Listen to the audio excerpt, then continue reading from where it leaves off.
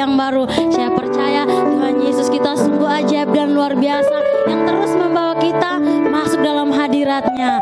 Yang mau memuji memuliakan Tuhan, saya ajak semuanya yang ada di rumah ataupun yang berdiri di taman, kita bangkit berdiri sama-sama, kita mau angkat hati kita mau puji Tuhan Yesus.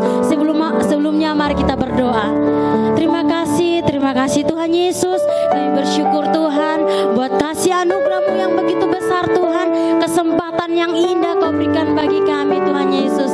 Dan saat ini Tuhan, kami mau bersuka cita hanya demi nama-Mu Tuhan yang memberikan hidup, bahkan hidup yang berkelimpahan di dalam Engkau. Terima kasih Bapa kami yang baik. Kami mau melompat, kami menari bagi nama Yesus. Yang mau bersorak-sorak bagi nama Tuhan Yesus, sama-sama katakan amin.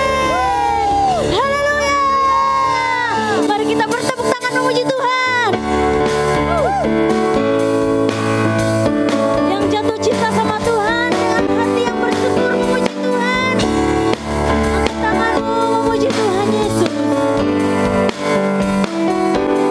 Sama-sama katakan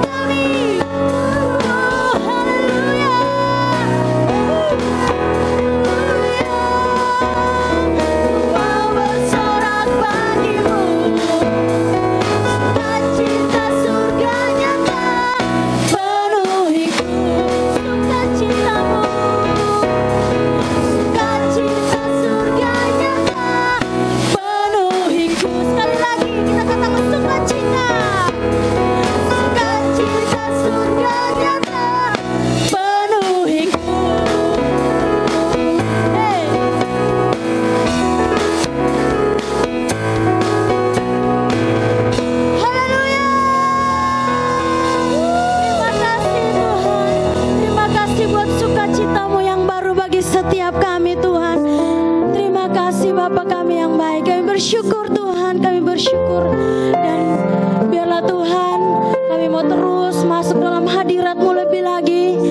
Teman-teman yang ada di rumah boleh silakan duduk kembali. Kita mau terus menikmati hadirat Tuhan. Biarlah Tuhan hadirat-Mu memenuhi setiap kami Tuhan. Saat kami menyembah Engkau Tuhan, hadirat-Mu penuhi kami Tuhan Yesus. Terima kasih Yesus.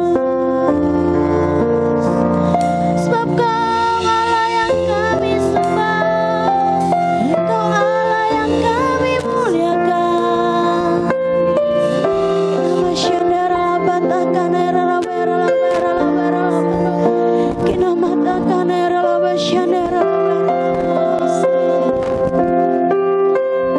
Mari kita angkat pujian ini.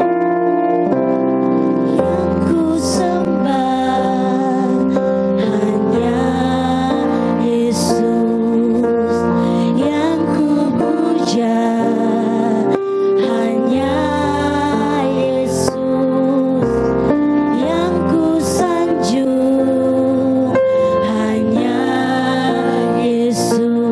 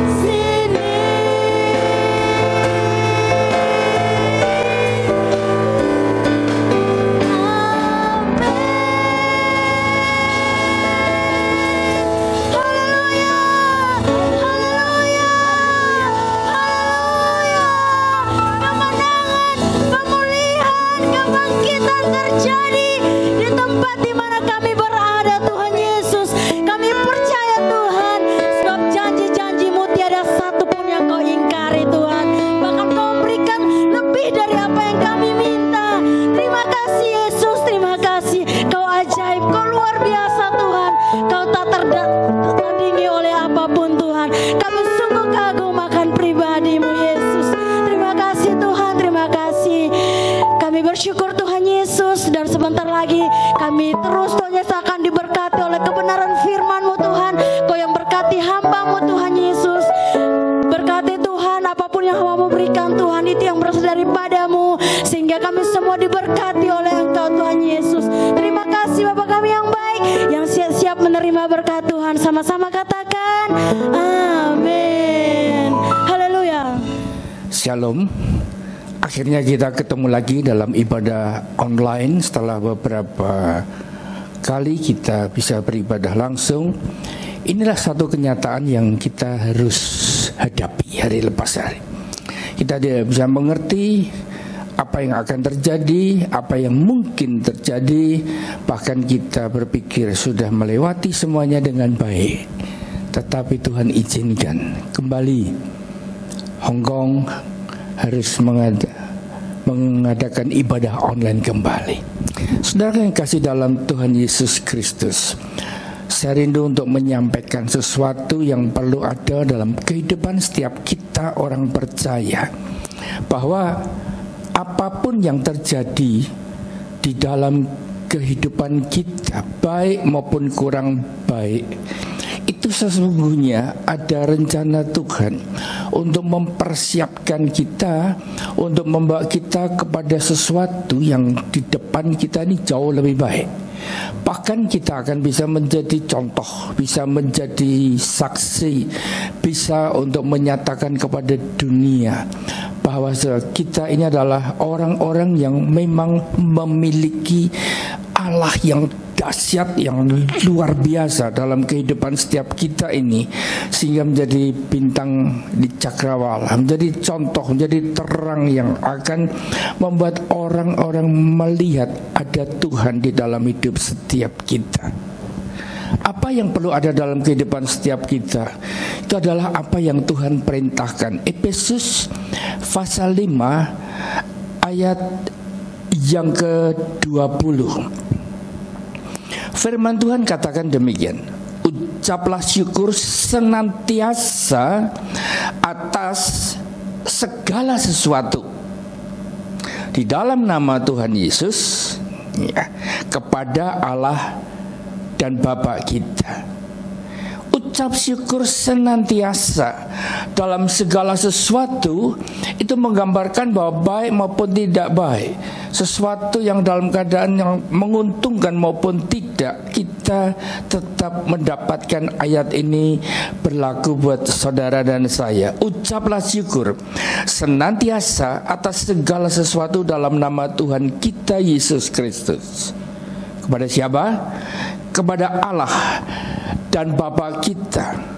1 Tesalonika pasal yang ke-5, ayat yang kita sudah begitu mengenalnya, ayat yang ke-18. Mengucap syukurlah di dalam segala hal,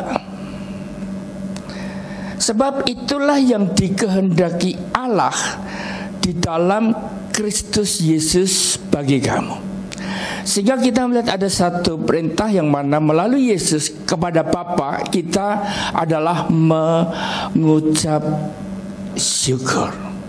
Nah, saudara yang kasih dalam Tuhan Yesus Kristus, kalau kondisi kita baik, badan sehat, kalau kita dalam keadaan berkelimpahan berkat, pada saat dimana kita ini dalam kondisi yang menguntungkan, maka mengucap syukur itu merupakan perkara yang begitu gampang. Betul? Nah, berarti kita perlu menemukan apa yang menjadi trigger, apa yang bisa menjadi pemicu di dalam kehidupan kita ini untuk kita mengucap syukur. Tanpa kita memiliki fokus itu nggak bisa. Mazmur 63 mengingatkan kita pada ayat yang pertama sampai dengan ayat yang ke-6, kita menemukan bahwa pemazmur, yaitu Daud, ketika ia ada di padang gurun Yehuda, Memang sulit pada saat dimana kita menghadapi masalah dan tantangan, kesulitan. Tetapi kita bisa menemukan Daud mengajar kepada saudara dan saya ketika ia di padang gurun Yehuda. Firman Tuhan katakan, ya Allah, Engkaulah Allahku, aku mencari Engkau. Jiwaku haus kepadamu, tubuhku rindu kepadamu, seperti tanah yang kering dan tandus tiada berair. Demikianlah aku memandang kepadamu di tempat kudus, sambil melihat kekuatanmu dan kemuliaanmu. Sebab kasih setiamu lebih baik daripada hidup. Bibirku akan memegahkan Engkau. Demikianlah aku mau memuji Engkau seumur hidupku dan menaikkan tanganku demi nama-Mu. Saya percaya banyak saudara mengerti bahwa ayat-ayat ini bisa kita bawa sebagai pujian di hadapan Tuhan. Sekali lagi saya mengingatkan bahwa kita membutuhkan trigger, sesuatu yang bisa memicu, yang mengingatkan kita kepada Allah. Dalam keadaan baik gampang, tapi dalam keadaan yang kurang baik. Dan disitulah kita perlu untuk merenungkan ayat ini, yang saya rindu untuk membagikan kepada saudara. Bagaimana kita bisa memiliki sarana untuk membuat kita ini refleks, mengingat akan Tuhan. Yuk kita naikkan pujian ini sama-sama. Bila ku renungkan kasih setiamu, sungguhlah Engkau penolongku, dan dalam naungan kepasayapmu jiwaku bersorak memuji Engkau. Bila ku renungkan, bila ku renungkan kasih setiamu, sungguhlah Engkau penolongku, dan dalam naungan kepasayapmu jiwaku bersorak memuji Engkau.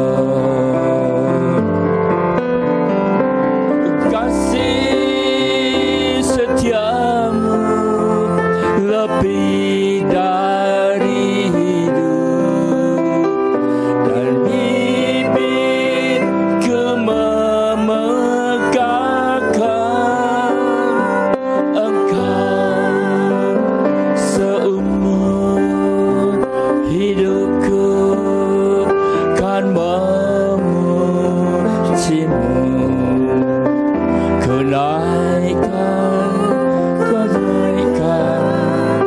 demi nama-Mu. Sementara musik dengan lembut, mari kita ingat ayat ini, bahwa Daud itu waktu merindukan akan Allah, begitu hausnya, begitu rindunya, seperti tanah yang kering dan tandus yang tiada berair. Wow, pernahkah kita sampai di level seperti yang dialami oleh Daud? Seperti tanah kering yang tidak berair. Dan ini gambaran daripada Daud pada waktu dia di padang gurun Yehuda.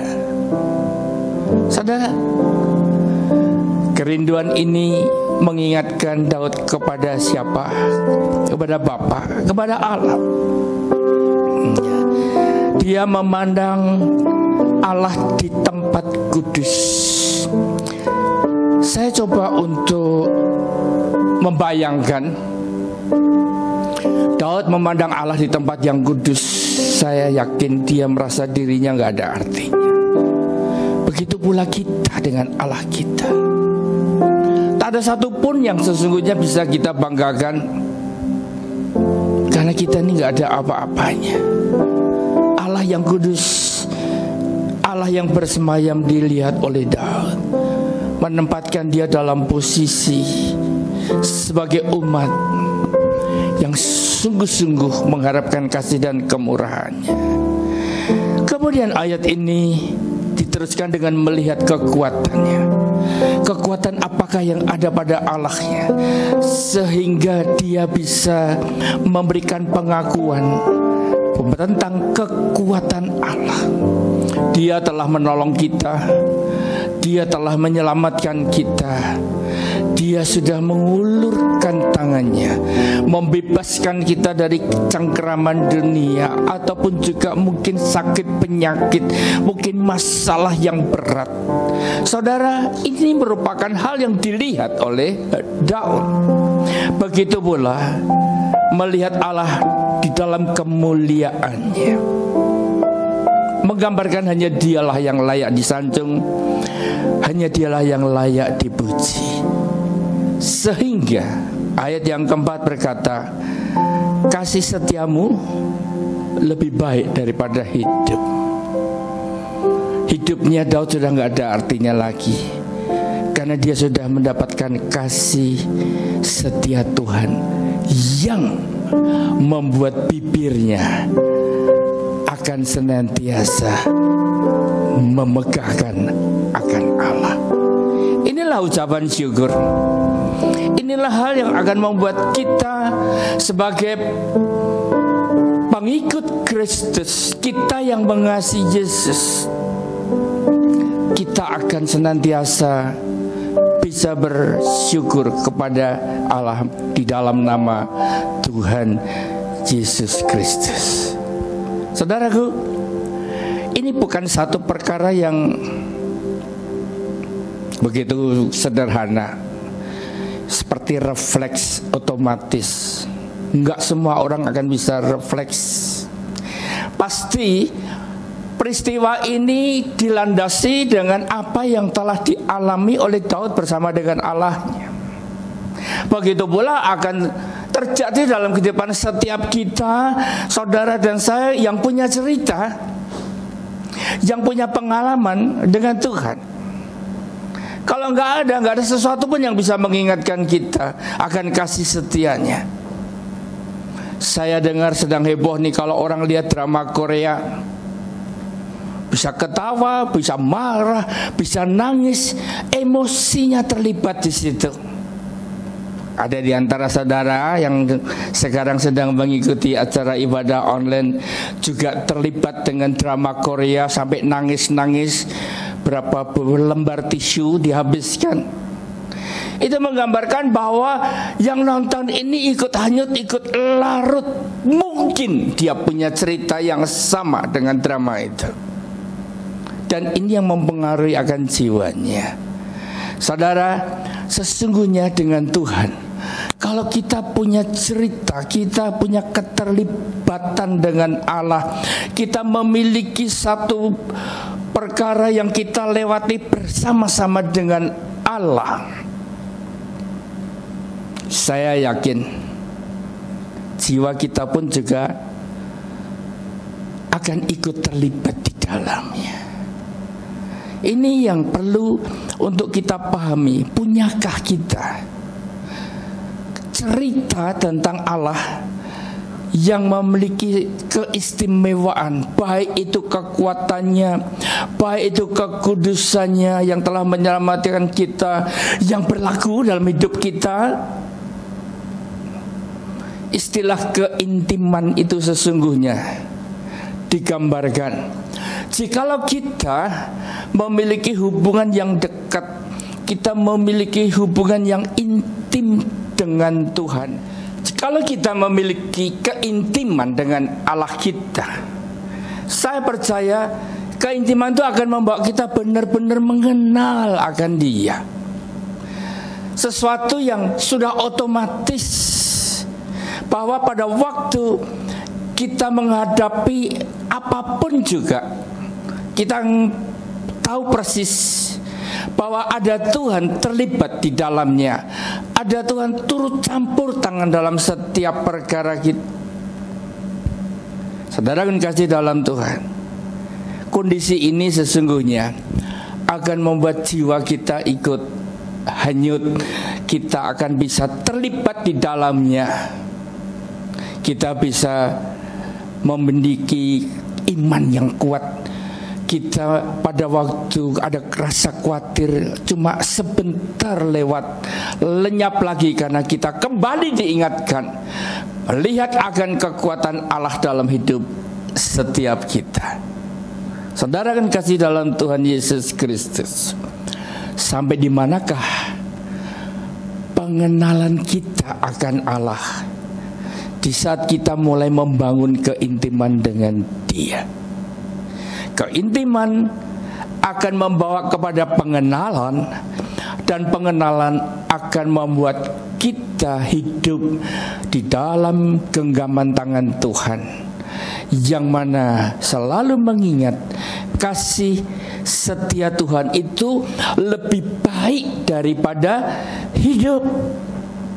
Inilah sesungguhnya yang harusnya ada dalam kehidupan kita. Hari-hari ini siapa yang berani berkata bahwa bulan 8 mungkin sudah selesai COVID-19? Enggak ada. Kita melihat ada ketidakpastian dalam masa depan kita, tetapi kita memiliki kepastian di dalam tangan Tuhan kita Yesus Kristus, bahwa Dia sekali-kali tak pernah membiarkan kita, sekali-kali tak pernah meninggalkan kita. Kalau seperti buluh yang patah terkulai tidak akan diputuskan, sumbu yang pudar pun tidak akan dipadamkan.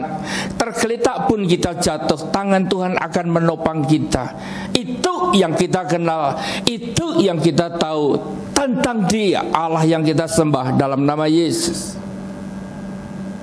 Proses memang harus dilewati.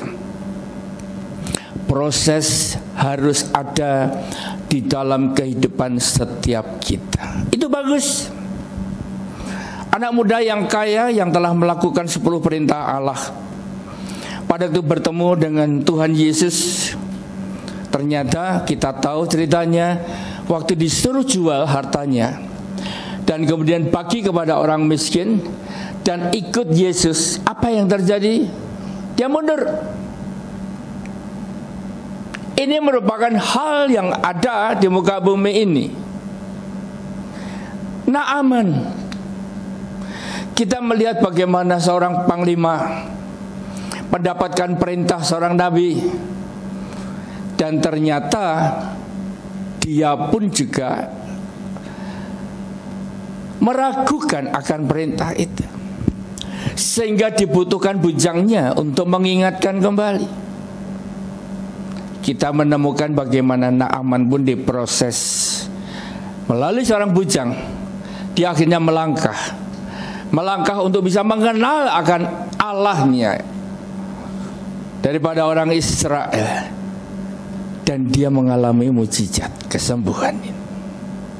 Bahkan murid-murid Yesus pun pada waktu Yesus mati di atas kayu salib, kemudian beberapa hari kemudian mereka kembali ke Emmaus. Apa yang terjadi?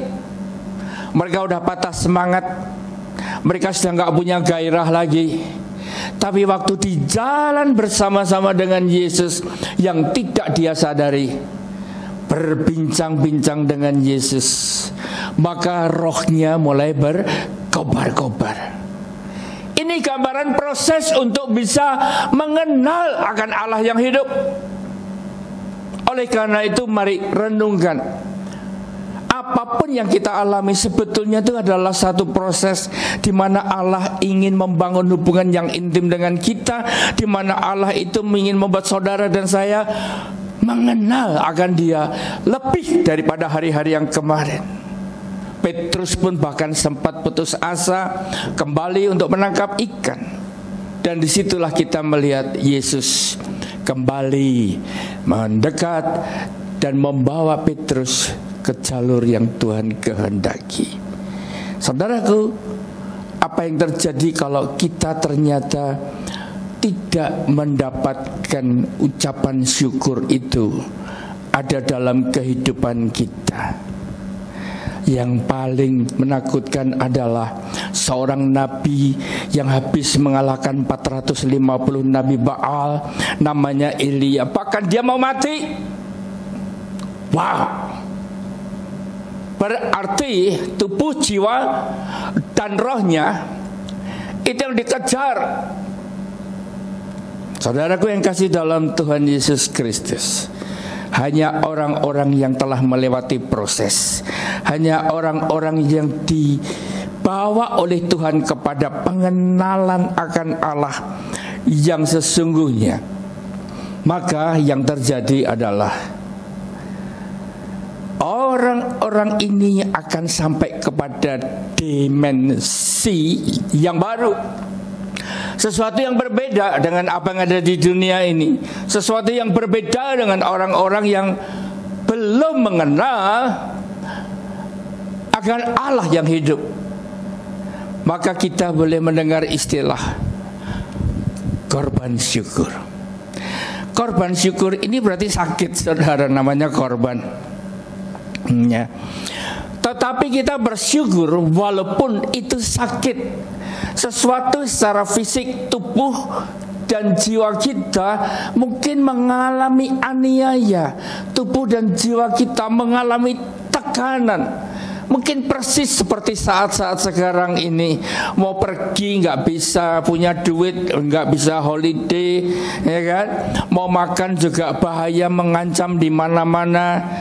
Saudara kan kasih dalam Tuhan Yesus Kristus, tekanan demi tekanan ini tanpa disadari telah datang kepada tubuh dan jiwa kita. Goalnya kemana? Roh. Kalau roh ikut mati dari tekanan ini, wah, game over, saudara. Game over, selesai sudah. Kita nggak punya lagi masa depan. Tetapi disinilah nilai korban syukur, sesuatu yang paling berharga di mata Allah. Di dalam Kisah Para Rasul pasal yang ke-16 ayat yang ke-19 dengan judul perikop Kepala Penjara Filipi. Saya percaya banyak saudara sudah mengenal akan cerita ini. Bagaimana Paulus dengan Silas, mereka ternyata ditangkap oleh pembesar-pembesar setempat, dianggap merugikan oleh karena peristiwa di mana penghasilan orang-orang kaya melalui perempuan yang bisa melihat, wanita yang bisa memberi keberuntungan. Mungkin sekarang istilahnya fortune teller. Ternyata sudah nggak ada lagi efeknya.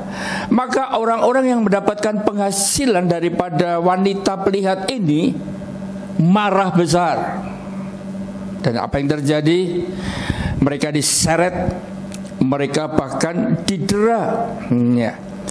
Pada saat dimana mereka tidak melakukan kesalahan di mata Allah, mereka berjalan di dalam otoritas ilahi. Mereka membawa roh bersama, roh Allah bersama di dalam pelayanan dan perjalanan mereka. Dan mereka ternyata mengalami aniaya daripada orang-orang yang pada waktu itu ada di sana. Ya. Banyak orang bangkit dan menentang mereka. Lalu pembesar-pembesar kota itu menyuruh mengoyakkan pakaian dari tubuh mereka dan mendera mereka. Itu ayat yang ke-22. Ayat yang 23, setelah mereka berkali-kali didera, mereka dilemparkan ke dalam penjara. Kepala penjara diperintahkan untuk menjaga mereka dengan sungguh-sungguh. Sesuai dengan perintah itu, kepala penjara memasukkan mereka ke ruang penjara yang paling tengah dan membelenggu kaki mereka dalam pasungan yang kuat.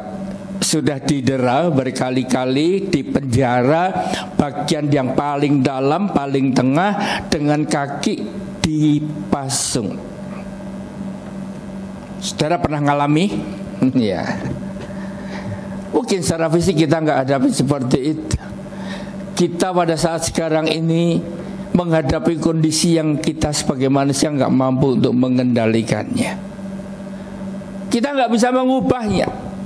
Peraturan demi peraturan datang silih berganti, yang membuat kita harus tunduk, membuat kita harus mengikuti apa yang telah ditetapkan oleh pemerintah masing-masing. Tetapi kita perlu belajar dari Paulus dan Silas. Ayat yang ke-25. Tetapi kira-kira tengah malam, Paulus dan Silas berdoa dan menyanyikan puji-pujian kepada Allah, dan orang-orang hukuman lain mendengarkan mereka. Saudara pernah masuk angin? Coba nyanyi, saudara. Saya yakin suara saudara belum tentu bisa keras. Coba saudara sedang dibebani dengan masalah yang menghimpit. Belajar mengucap syukur di hadapan Tuhan, saya tahu bukan perkara yang gampang. Suara kita akan lirih, bahkan untuk menunjukkan ekspresi bahwa kita mengucap syukur pun juga susah. Iya Pak ya. Saya pernah ngalami sakit gigi aja, udah betul-betul terganggu waktu mengucap syukur. Berkata Tuhan itu baik, itu susahnya karena cekot-cekotnya itu lebih kuat daripada hati yang sedang mengucap syukur.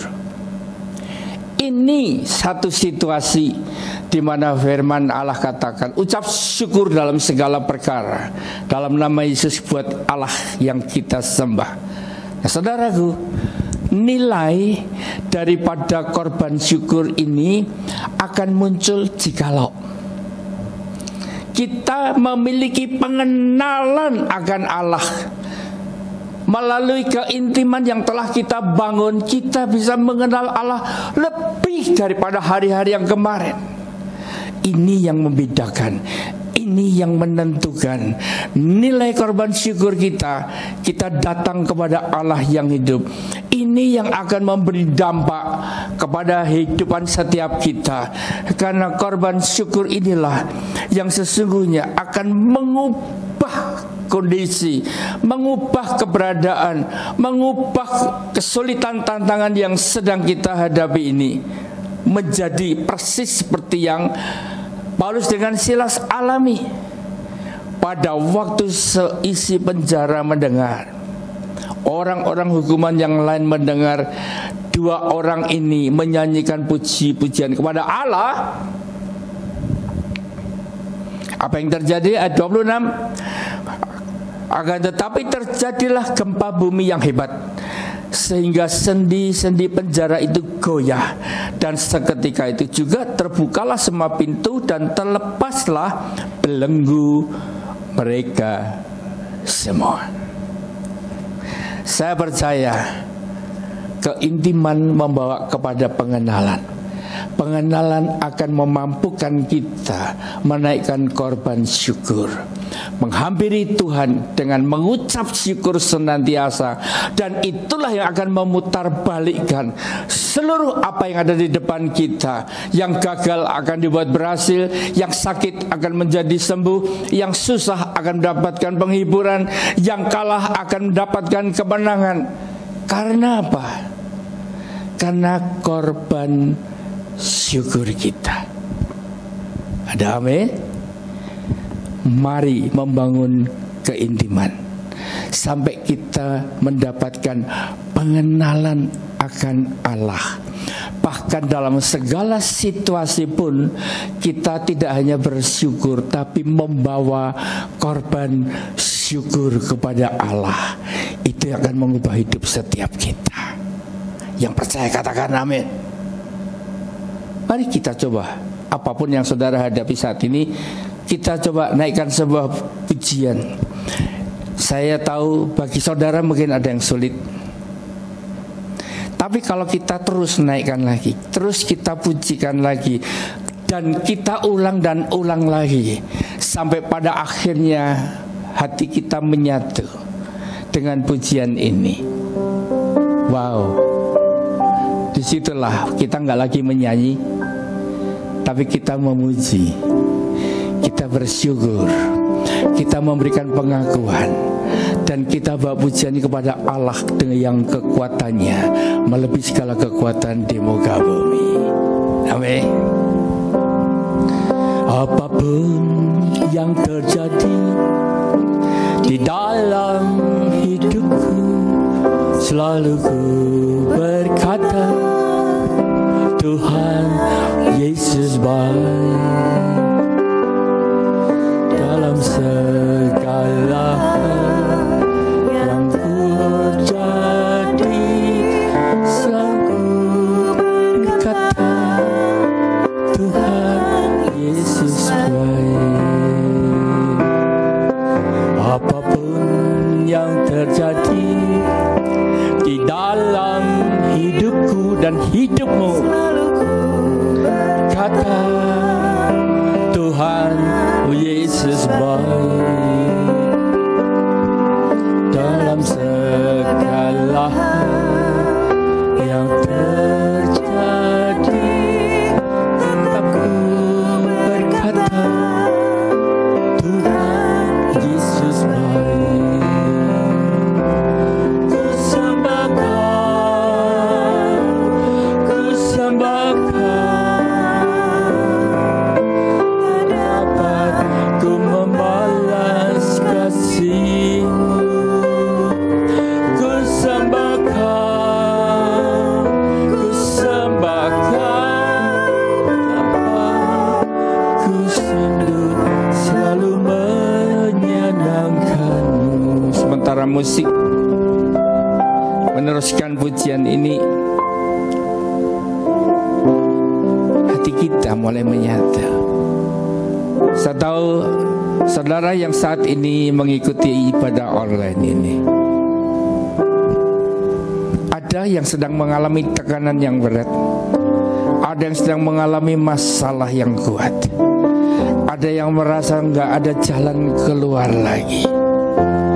Saudara sudah menggunakan tenagamu, pikiranmu, uangmu, bahkan hikmatmu, sampai hari ini tetap tak ada hasilnya. Mari sebagai orang percaya, kita belajar untuk mengucap syukur. Ucap syukur itu akan mengusir kekhawatiran, keraguan kita, ketakutan kita, membawa kita semakin melekat, semakin dekat dengan Allah kita. Dan pengenalan akan Allah akan mengubah seluruh kehidupan kita. Apapun yang terjadi di dalam hidupku, selalu ku berkata, Tuhan Yesus baik. Dalam segala hal yang terjadi, tetap ku berkata, Tuhan Yesus baik. Ku sembah Kau, ku sembah Kau,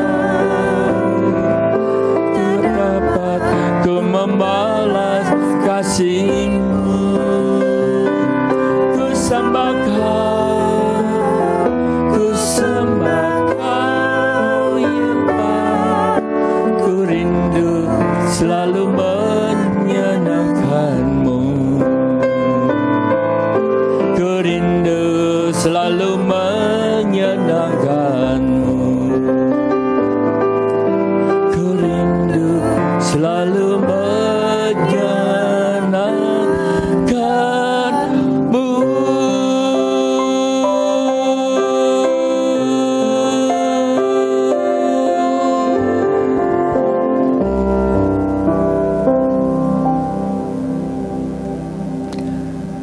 memeteraikan ini semua dalam loh hati kami Tuhan. Sebagai orang percaya, sebagai orang yang suka membangun keintiman dengan Allah, bawa kami kepada dimensi yang baru, yaitu pengenalan akan Allah yang lebih luas, lebih dalam lagi, sehingga ucapan syukur itu akan senantiasa keluar dari lidah, bibir, dan hati kami. Itulah yang akan mengubah hidup kami, mengubah masa depan kami, memutar balikkan keberadaan dunia, membuat kami semua menjadi terang yang bercahaya, menjadi teladan bagi banyak orang, dan menjadi saksi bahwa kami punya Allah yang hidup. Terjadi di dalam nama Yesus Tuhan. Amin. Mari kita akhiri ibadah kita sambil bangkit berdiri, angkat tangan kita. Kita hampiri Allah yang hidup. Tuhan memberkati engkau, Tuhan melindungi engkau, Tuhan mengarahkan wajahnya kepadamu. Tuhan rindu memberikan berkat yang berlimpah-limpah, memberi damai sejahtera. Di tengah situasi yang seperti ini, itu tetap menjadi bagian kita yang percaya. Berkat itu rohani, jasmani, dan materi tercurah melalui Putra yang tunggal, Yesus Kristus Tuhan, yang akan memberkati setiap usaha, pekerjaan, rumah tangga, dan keluarga dengan persekutuan daripada Roh Kudus yang memeteraikan semuanya itu menjadi hak kami, menjadi milik kami, yang akan membawa kami kepada masa depan yang penuh pengharapan. Terjadi mulai saat ini sampai Tuhan menjemput di awan-awan yang permai. Yang percaya diberkati bersama katakan amin. Tuhan Yesus memberkati.